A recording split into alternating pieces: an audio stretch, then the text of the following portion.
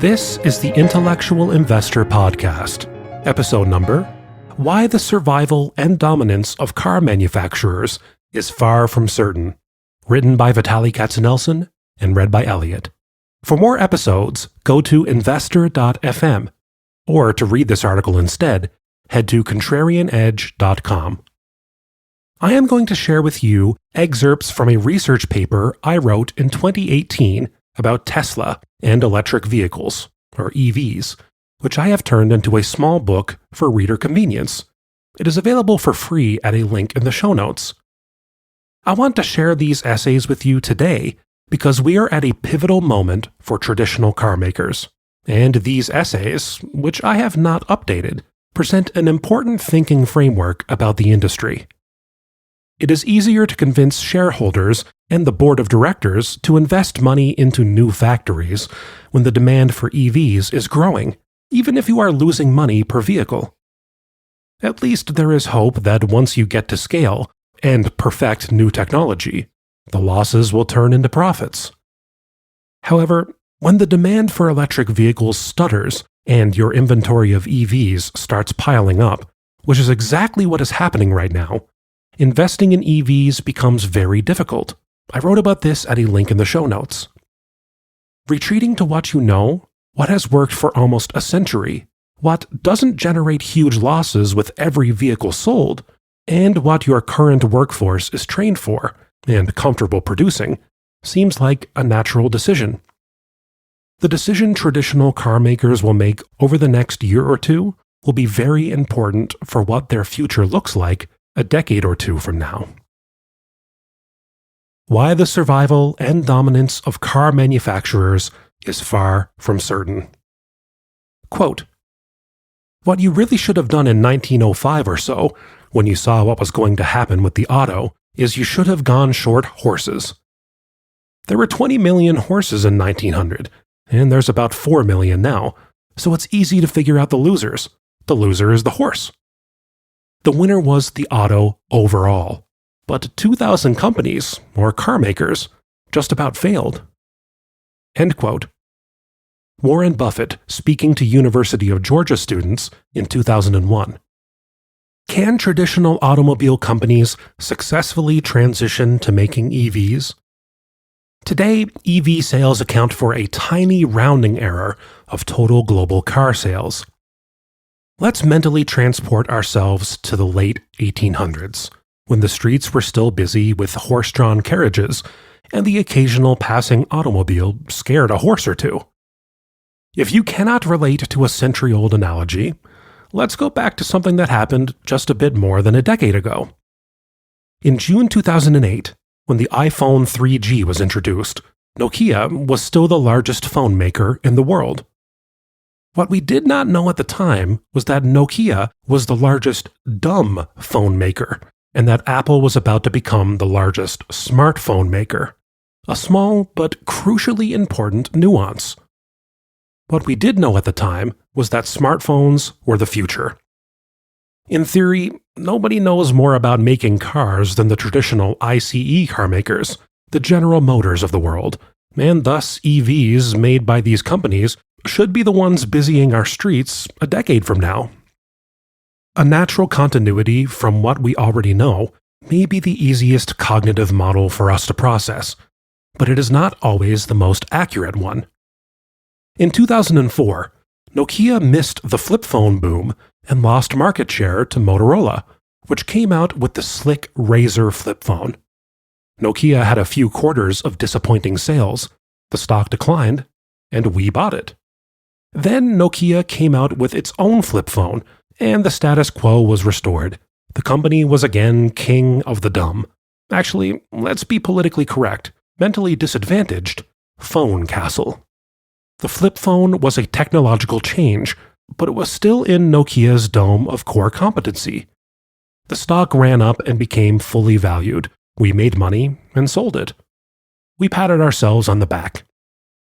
Now, the mistake many investors made, including yours truly, was not seeing that although the iPhone was still called a phone, it was not really a phone, but rather a portable computer that, in addition to doing a lot of other smart things, also made phone calls, which the first iPhones were not really good at, but people who owned them didn't really care.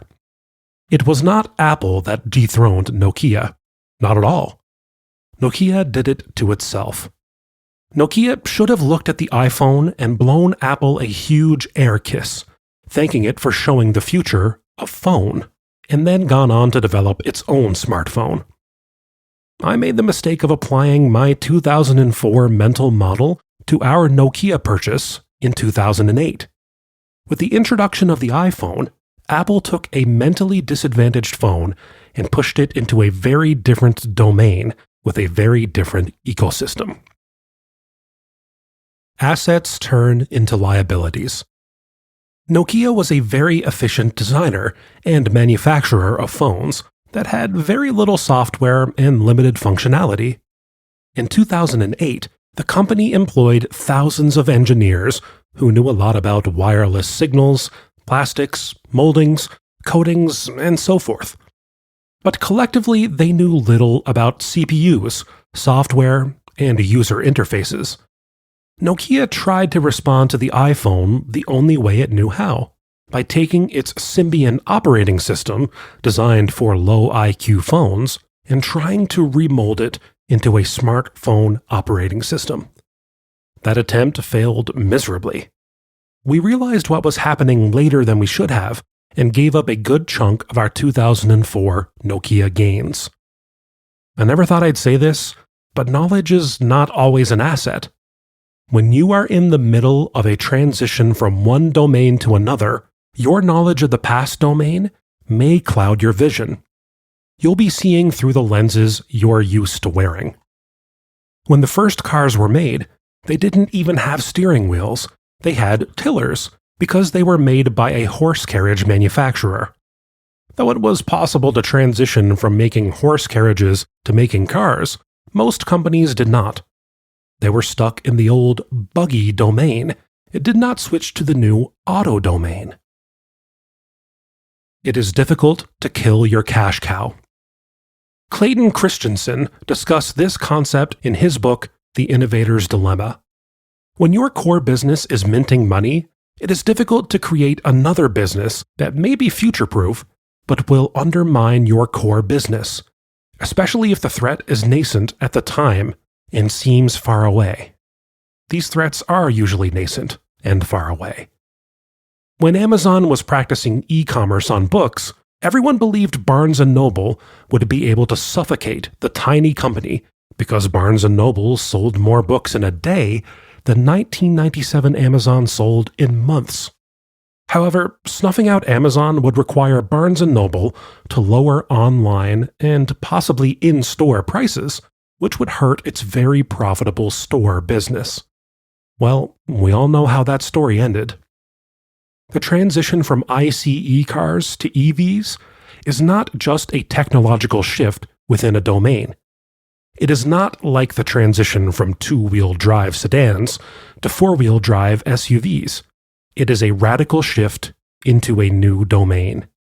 I laid out this very extensive domain shift framework to show that the success of ICE manufacturers in this new domain is anything but guaranteed. Let me expand this framework even further. ICE cars are low IQ phones, and Tesla's Model 3 is an iPhone 3G. Cars last about 12 years, and phones 2 or 3. So this transition will happen in slow motion. Nokia or Samsung? Why a first principles approach will be key for developing EVs. As I discussed, during the transition from one domain to another, many of the assets and much of the knowledge from the old domain becomes liabilities in the new one. Tesla created its cars by entirely breaking out of the domain of existing auto manufacturers. Although this is true for the Model S and the Tesla cars that followed, it was not the case for Tesla's first car, the Roadster. When Tesla first attempted to make an electric car, it was constrained by resources. It wanted to experiment with battery technology and electric engines, and did not want to design a complete car. So, Tesla adapted the body and powertrain of the Lotus Elise, a sporty gasoline car. Later, Elon Musk confessed that had been a mistake. He compared it to keeping the outside walls of a house, but gutting and rebuilding the inside, including the foundation. You might as well build a new house. Because Tesla created the EV industry, it had the advantage of acting from first principles. It could start thinking with a blank piece of paper, not redrawing what already existed. In an interview, Musk said, "I tend to approach things from a physics framework. Physics teaches you to reason from first principles rather than by analogy." Warren Buffett's version of first principles is, what would Martians do if they landed on our planet? Not because of Martians' enormous IQs, but because they would be new to our planet and could see with clarity things we often don't because we've been here so long. The first principles approach allowed Tesla to build EVs that are free of the limitations of gasoline car thinking. No gears, a skateboard chassis, 2 engines, a frunk, a credit card key, a mobile app that works as a key and controls the car, and no start button, among others. Tesla applied first principles thinking to how its cars would be sold. The Model 3 feels like it was designed starting from a completely blank piece of paper, and this thinking extended beyond the car and spilled over to selling and servicing the car. Today's ICE auto manufacturers are basically wholesalers of their cars to auto dealers that are their franchisees. The business model is a Great Depression relic that went basically unchallenged until Tesla came along. The model worked well for automakers and dealers for almost a century, though the experience most consumers had did not fit the definition of well. Tesla decided that the traditional business model was not appropriate for the new EV domain. Instead, it borrowed a model from Apple, which controls the full customer experience, from buying a phone to servicing it to upgrading to a new one. Also, electric vehicles have fewer parts than ICEs, and thus should break less, at least in theory. Time will tell. So the traditional dealer model that relies on service revenue doesn't work well for EVs. This journey of opening its own stores was anything but easy for Tesla. It had to fight opposition by ICE car makers and local dealers in every state, just as Uber had to fight taxi monopolies. My purchase of a $51,000 Tesla in 2018 was as easy as my purchase of a $900 iPhone. I test drove it. A few days later, I called the Tesla store and told the salesperson that I wanted to buy a car. My information was already in the system. I had to provide it when I placed my deposit in 2015, and I had to confirm it when I scheduled a test drive. I just told the salesperson the configuration I wanted and placed a fully refundable credit card deposit. I was traveling, but I could have done all of this from Tesla's iPhone app or website. A few days later, I got an email confirming my Model 3 delivery date and asking me to schedule a time to pick up the car.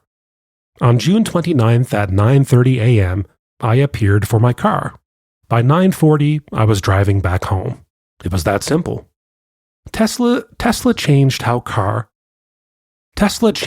car is serviced, too.